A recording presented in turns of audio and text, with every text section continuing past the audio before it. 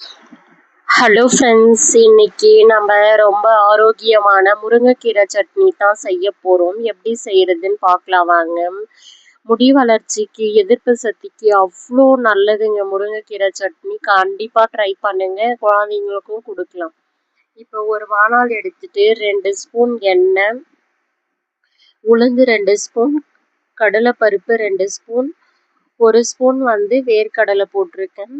பாருங்க, நல்லா வறுத்து விட்டேங்க. செவக்கிற அளவுக்கு வறுத்துட்டு, இப்போ 15 சின்ன வெங்காயம் எடுத்திருக்கேன், 6 பல்லு பூண்டு, 1 துண்டு இஞ்சி நல்லா வதக்கி விட்டேங்க. வெங்காயம்லாம் நல்லா வதங்கி வரணும். இந்த ஸ்டேஜில் 2 தக்காளியும் சேர்த்துக்கிட்டேன், 2 பச்சை மிளகாய் உங்களுக்கு காரத்துக்கு ஏற்ற மாதிரி சேர்த்துங்க. இப்போ கொஞ்சமா கொத்தமல்லி கழுவி க்ளீன் பண்ணி வச்சிருக்கேன், ஒரு கைப்பிடி முருங்கைக்கீரை. பாருங்க, நல்லா வதக்கி விட்டேங்க. ஒரு 10 நிமிஷம் வதங்க, ரொம்ப வதக்க வேண்டாம்.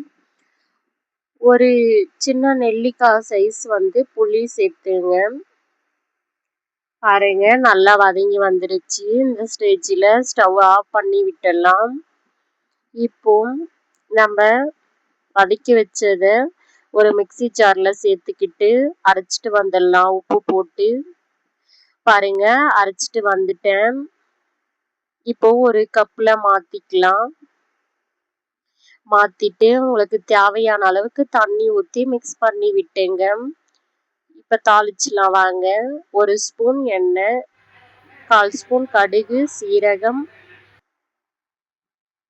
காஞ்ச மிளகாய், கொஞ்சம் கருவேப்பிலை, கொஞ்சம் பெருங்காயம். இப்போ தாளிச்சிட்டு ஊற்றிக்கலாம் சட்னியில். ஒரு தடவை இப்படி செஞ்சு பாருங்க, இட்லி, தோசை, சாதம் எல்லாத்துக்கும் கூட செம காம்பினேஷன் இருக்கும்.